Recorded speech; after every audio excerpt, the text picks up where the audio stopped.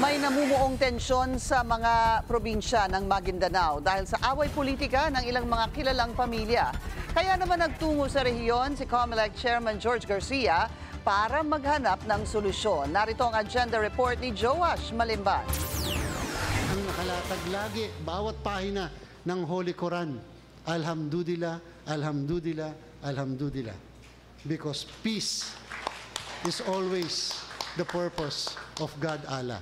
Pinangunahan ni COMELEC Chairman George Garcia ang isang political candidates forum sa Dato Odin Sinsuat, Maguindanao del Norte, matapos tumaas ang tensyon sa pagitan ng magkakalabang gubernatorial candidates sa mga probinsya ng Maguindanao.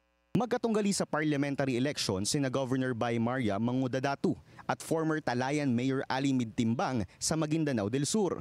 Sina Sultan Kudarat Mayor Tukaw Mastura at former TESDA Director General Teng Mangudadatu naman ang maghaharap para sa Maguindanao del Norte.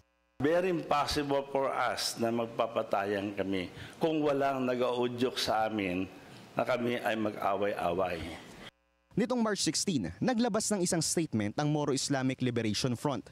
Dismayado raw sila sa umano'y unilateral decision ni PBBM sa kanyang bagong parliament appointees.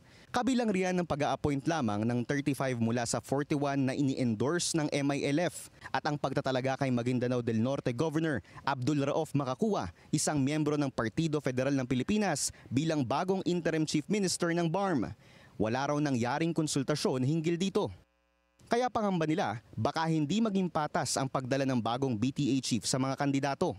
Sana naman po bilang chief minister ngayon, patas lang po kayo ng pagdadala kasi lahat po tayo bansamuro eh. We are all struggled during more than 40 years. Lahat tayo, iba lang tayo sa pamamaraan sa pag-struggle. Yung iba nakikipagbarihan. Kami naman ay masa kami nag-supply sa ating umpungan noon. Actually, as of now, nasa umpungan pa rin ako eh.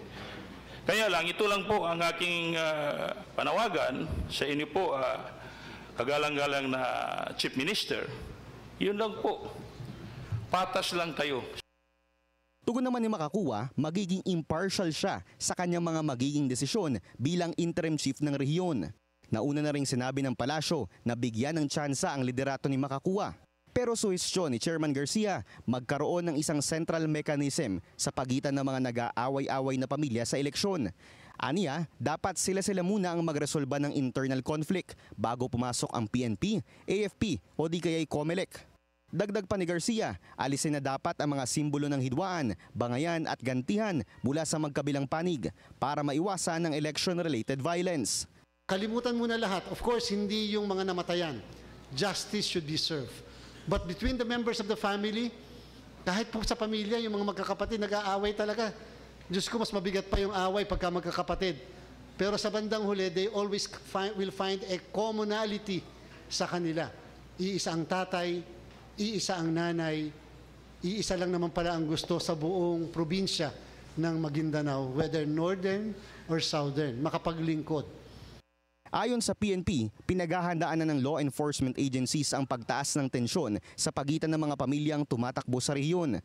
Kaya para masigurong ligtas ang darating na halalan, mas paiigtingin daw ng ating state forces ang interagency cooperation.